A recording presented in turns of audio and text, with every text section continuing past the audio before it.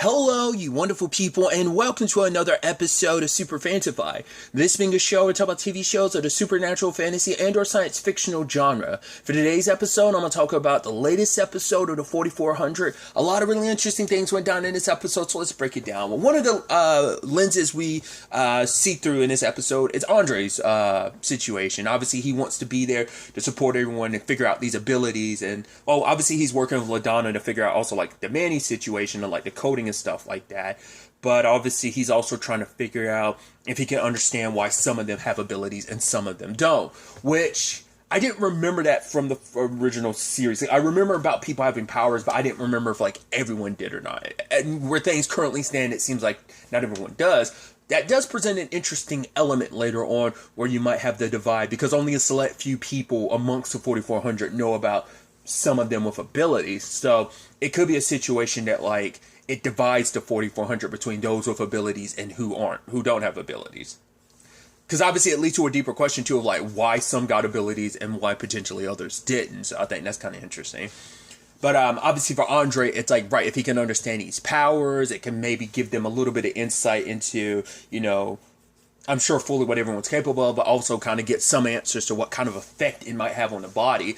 Because he's like, at one point he's testing out LaDonna and, you know, showing her, she, you know, creates some illusions. And so, which I'm like, okay, so I thought was kind of interesting. Like, so my guess was, because I wasn't sure, like, if what I was thinking last episode was like, oh, like figuring it out, it was illusions and stuff like that. But I think it does also add validity to like, it's connected to you. Your powers are given to you for a purpose and for a reason. Like why everyone gets the very specific abilities they do. Like, I mean, what does that say about Claudette's healing ability? Now that to me, like there could be a really heartbreaking story behind like why she has that ability. But like LaDonna like creates this fake personas, or her being able to create illusions makes sense.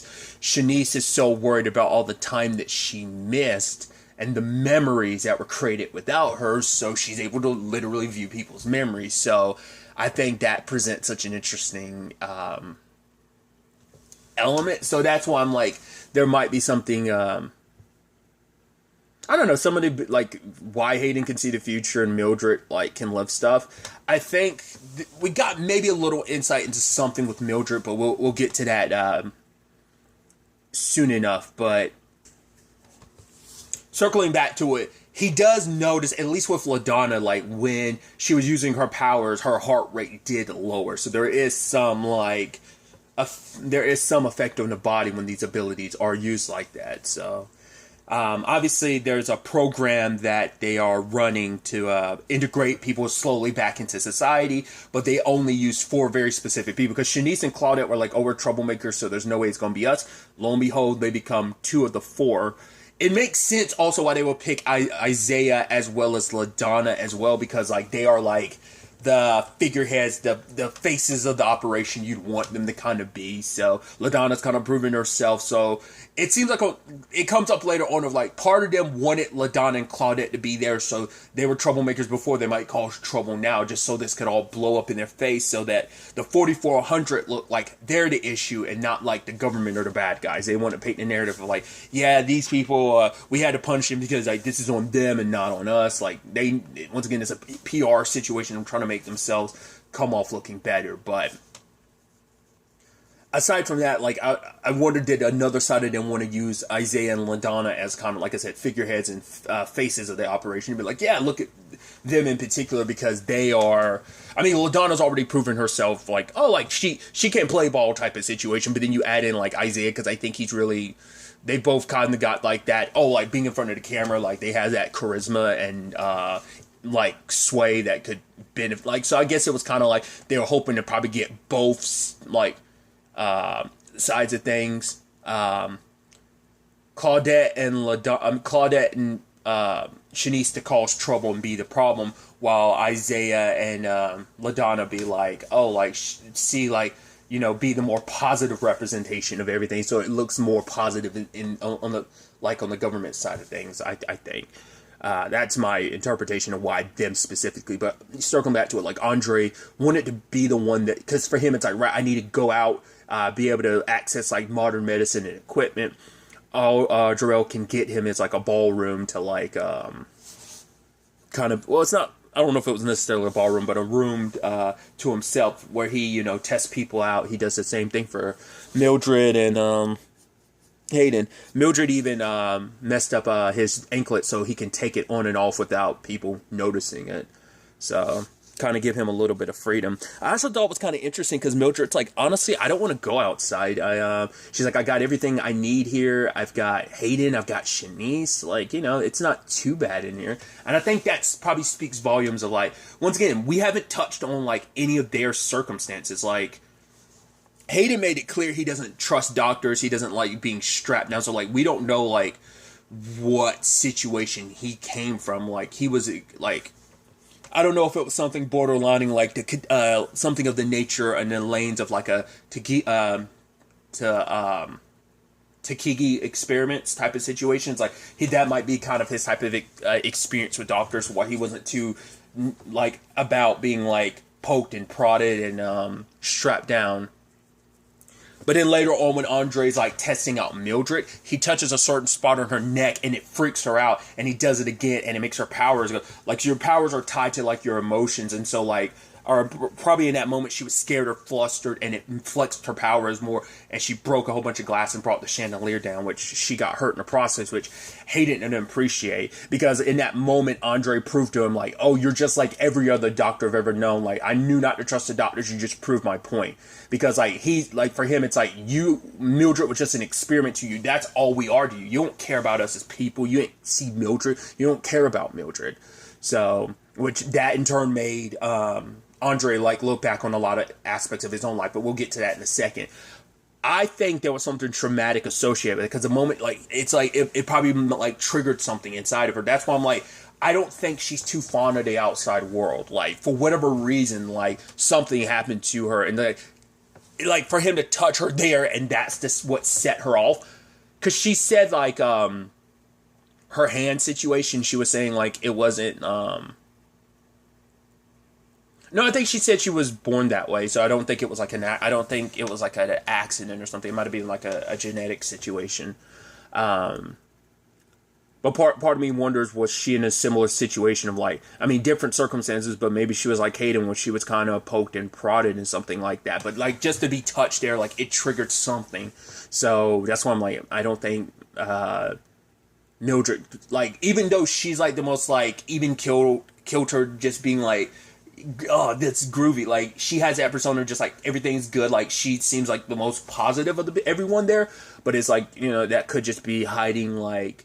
That might be a defense mechanism because of like something she went through. So, but speaking of Andre, we learned how important his work was to him, especially because he wanted to get the credit he deserved. We do find out the person he was quote unquote assistant to ended up getting all the credit because we see his name in the book that Andre gets from LaDonna later on. And so, like, yeah, it's like he's the one that I put in all the time. I put in all the experiments. I'm the one who's, like, pushing, like, this forward. But the doctor was like, you're lucky I'm mentioning you at all, you know, Andre. But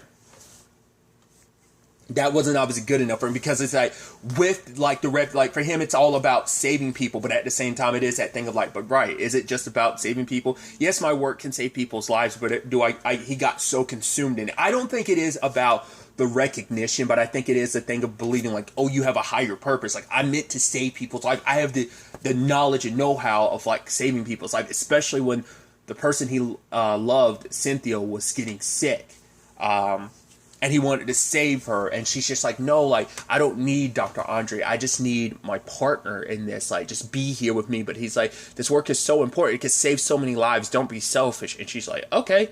And like leaves. And he's like, I'm sorry. It's like, because he got so consumed with like wanting to bring his work home because he was like, right, the guy he's working with, or more so works for, won't let him like run rampant with what he wants to do. I was kind of scared at first because it's like the whole like, oh, experimenting on animals. Like, I mean, obviously that's like a sad like common practice, but I was thinking like, I was kind of worried that he might be like Dr. Frankensteining this, that he might be like doing some like fringe science stuff, which, you know, it doesn't seem like that's the case.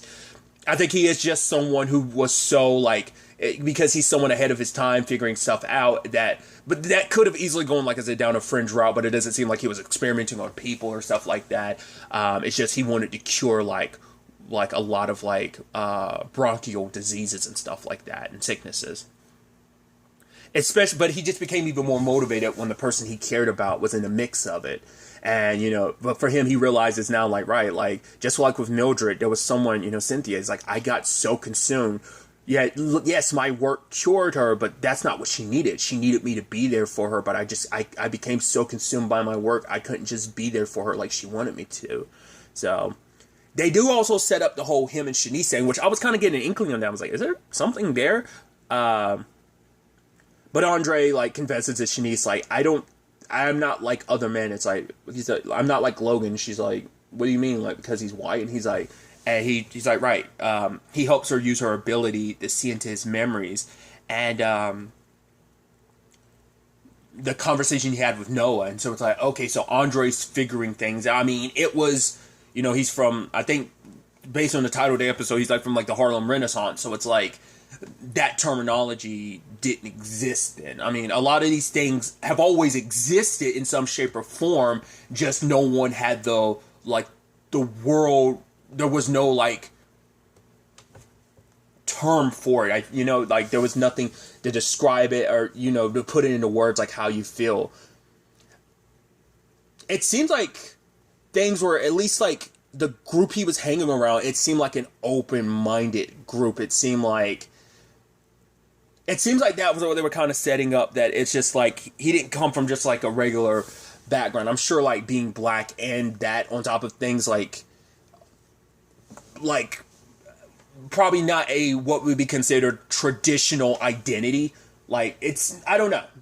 I don't know if that's what they were potentially setting up with what they were showing in Andre's past, who he was hanging out with and stuff like that. I mean, it's just kind of like, friends and people gathered just having fun, so maybe that's just all it was. But part of me wonders, was that supposed to be inklings to, like, Andre as well about, figuring this out for himself about, what this all means for him, but also, like, what things mean, like, now potentially him and Shanice, because it's like, he didn't want to get lost in the work again, because there are people here he does care about a lot, and he doesn't want just that work to become all-consuming.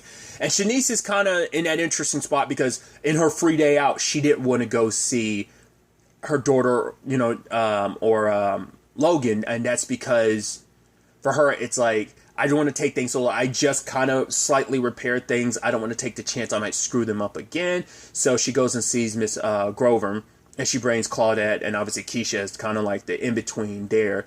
And so Shanice, well, they get kind of a history lesson of just like all that's come out. And I love, we're living in a time of black lady excellence. At least I was like, oh, that's interesting for you to, and she's like, at least that's what the kids say. I'm like, okay, that's what I was about to say. Like, I'm surprised, like, someone of an older generation would necessarily use that terminology, but it's like, okay, yeah. Because they were, like, informing her about, like, Beyonce of Destiny's Child. I was like, oh, we passed that era. It's like, oh, which is a bummer. Like, let's not forget, like, Destiny's Child, like, come on. I always feel bad because, like, I never remember, like, the other two members. Like, it's, and once again, it's always Beyonce, Kelly, and Michelle in my head. It's like, come on, don't forget about them bangers, dude. Holy shit. Like, when you look back on, like, Destiny's Child, discography, like, not even just the singles either. Regardless, I'm about to go on the Destiny's Child, like, tangent. But it's just like, Beyonce, being who she is, kind of even past Destiny's Child, is like filling people in. And even Claudette kind of being like, man, so much, like, because she's from a time where the fight still continues, but that fight has gone leaps and bounds in time she was going. It's like, yeah, you might not have been there, but you're here now, so kind of be able to revel in, what has changed and what has grown in the time that you were gone. And so she kind of almost gave, like, Shanice that aspect as well. It's like, right, you're so focused on holding on to, like, don't get so focused on the past. Live in the present and then kind of figure things out from there, because Shanice, like, opens up to her about, like, right, we got powers. And then it's like, oh, what can you do? And then Claudette shows off what she can do, but Keisha notices like, man, there's something weird, but it's like right from the angle from outside, like she saw something, but she couldn't like make heads or tails of it. I mean, it's also like Keisha's trying to rationalize everything, because they also, like, when she was bringing Claudette, Shanice out, being like, oh, like, for Shanice, oh, no, for Claudette, well, for both of them, Shanice was like, yeah, the city's so different, there's so much more, and Claudette's like, I didn't expect this. It's like, oh, like, is it, is it good or bad? And she's just like, no, it's just different from what she imagined, present day Detroit would look like. And so it's like, right, you are really from like 1958. And so she's finding herself in trying to, especially when it gets brought up later on that, obviously the theories about like, right, what about the theories that that these people have time travel and stuff like that? It's like, are we working to even disprove any of those theories? And it's like, right, the government's kind of keeping hush-hush about like their perspective on things. Soraya sadly gets arrested later on because, like, of course, everything leads back to her computer. I'm sure LaDonna didn't really think that. Maybe she did, maybe she didn't. But, yeah, Soraya, I mean, I'm sure, like, Soraya will probably be like, well, the last person on my computer was LaDonna. But, like, it's probably just, well, she knows the truth about LaDonna, but she probably doesn't know about what. I wonder whether it all eventually trail back to Mariah, because then it's going to be like, wait, Shanice might be the one responsible, since it was her daughter that set this all, like, this whole, like, leaked video, like, she, like, sent it out there in the world, so. But obviously LaDonna's not trying to take credit or for anything. She's just like, yeah, I think we're getting out here for a little bit because of a video. She's not taking credit, which obviously you think she would, but I think, even when given the opportunity this episode too, like, it's like, oh, do you want to see your mom? She's like, not right now. It's like, where things are with her and her mom, like, even with these couple years passing, it's like, I don't want to, like, it's just like, it's, why open why open those wounds right now when I don't have to? It's like, she'd rather not deal with that immediately. It's like, she's, got to figure stuff out on her own before, like, she goes delving back into that complicated drama, So, but with this whole situation, Jarrell is the one taking LaDonna and Isaiah out, but he runs into Clara, and she's the one that's, I said Clara, it's Carla. She's kind of here too, and he's hoping to kind of, he's like, right, you help keep my job and everything. But for him, it's like, you used to be a journalist, like, you were someone that was always going to be, like, searching for the truth of what happened. She's like, I had to move on. Like, I'm not the type of person that can just, like, do stuff all willy-nilly. Like, it's kind of like a thing of, like, growing up and just accepting, like, the world. He's like, yeah, you used to fight the man. It's like, that's your problem, Jarrell. You always want to act like you're the only one that cares, which he apologized for it later on, but then she goes, I know you were right. He's like, wait, what? She's like, yeah, don't let it get to your head. But for her, the reason why, it's not them that's shutting this all down. It turns out the feds are. And it's like, wait, why would the feds be doing that? And it's like, unless the feds know more about what's going on. So they're figuring stuff out and not letting in, because it's like, rather than being on a cooperative angle with us, like the locals on this, they're keeping very hush-hush about all of this. So it's like the government and the feds in particular seem like they know more than they're letting on about this, but they're not letting anyone in. So they might be aware of the power, because we only know about this facility because they did reference, like, people from the other facilities were getting, like, released for this day out trip. But we don't know if they're displaying abilities, whether they were caught. We know everyone here has been keeping it on the down low about their powers, but we don't know if the same thing applies to the 4400 and other facilities as well. So maybe they're more in the know about that, and they're not trying to make that public yet. Like, could this be, like, not unless it's like a big time, like, government experiment that operates the way it, but I feel like I don't think it's going to be something experimental. Once again, maybe this is something that gets answered in the original series. I kind of don't want to know, because I'm going into this fresh, because I'm not well versed in the original series. This is my first, like, full-blown experience of watching the 4400, so I'm kind of going along with things as they get revealed. So like I said, I don't know if there was a definitive answer in the original series, but I feel like there's got to be, like, a higher power or something. I don't think this is just some experiment, because if it was some experiment, I mean, hey, we got different stuff that can, it's because I was about to say, like, something that would reach across different, like, time spans of time like this and snatch people up. That doesn't seem like it'd be. But I mean, you never know what's in the realm of possibility in this universe of like why this happened. So it does feel like it's probably like a higher power, not necessarily like a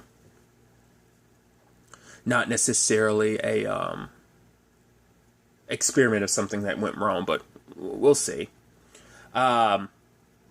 There was this interesting conversation between Claudette and Hayden about Mildred, because he was worried about Mildred, especially because he had his vision, but he was like, yeah, this is what I saw in my vision. It's like, but it wasn't what he thought it was. He thought he was getting the flowers for her because it's like, oh, he's like, I've never had a girlfriend before. So he thought he was getting the flowers for her, but now it's like, they were get well flowers. And he's like, the problem with that, though, it's like, I have these visions, like, what am I supposed to, like, what's the point of having them if I can't even do anything, like, I didn't even see her getting hurt, like, maybe that's just because he still has a limited control of his powers, but also Claudette says these powers aren't a solution for everything, but they can help in some regards, but also, like, Mildred isn't, like, frail or anything. Like, she's just like these marigold flowers. I think they were marigold. I could be misremembering.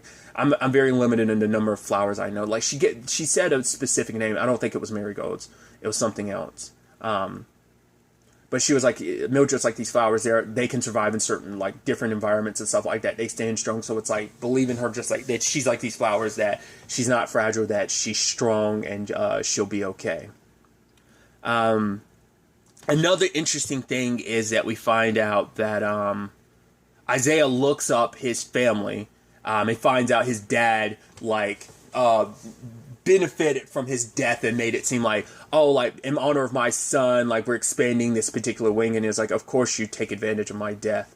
Because just like LaDonna wasn't too keen on, like, family stuff, neither was he. But using this opportunity, he did look up his son, and it turns out his son was rejected from the family because they tried to. And his son put out like a tell-all book about his circumstances, about like, oh, like the conversion therapy, like they try to put him through, probably like let's pray the gay away, pray, you being different is like, I mean, once again, not only is it a religious thing, like, I've heard, I think any group can have their own issues with it, but I feel like, and maybe that's my mentality, but I'm not that, I've never seen that world firsthand, never known but I've always heard that that's being, like, anything other than straight in the black community, there's an even heavier, like, that's what I'm saying, like, any group, like, that's a heavy burden, but I think it's like, cool, not only are you coming from a religious black family, but you're also coming from potentially, like, a family that's, coming out from not just a religious angle, but also just the black community side of things are just like, it's frowned upon. Am I saying everyone feels like that? No, but I think that can be a thing within this community as well. Like, it could be, you can feel isolated in that regard, but, and I didn't know how, it's hard to see how 100% how Isaiah feels about it, because it's like, oh, like, so Claudette had asked about it. He's like, I have no son now.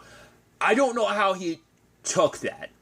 I don't know how to take it, whether it's just like him being like, damn, I can't believe my family put my son through that, or does he share the same views as, I'd like to believe it's the first part of knowing, like, I have no son because my family, like, ostracized him for being different. I'm saying all that now in retrospect, but I'm like, I don't even know if it was like I mean, obviously, like, there are different lanes in the LGBTQ plus, like, community, so I went down a route of just being gay, but it's still applicable, but it could be like anywhere else in that lane and spectrum of things, because that saying like, oh, I don't have a son could be indicative of like, oh, it could be like a transgender situation. We didn't really. Because I took like that conversion thing. It's like I think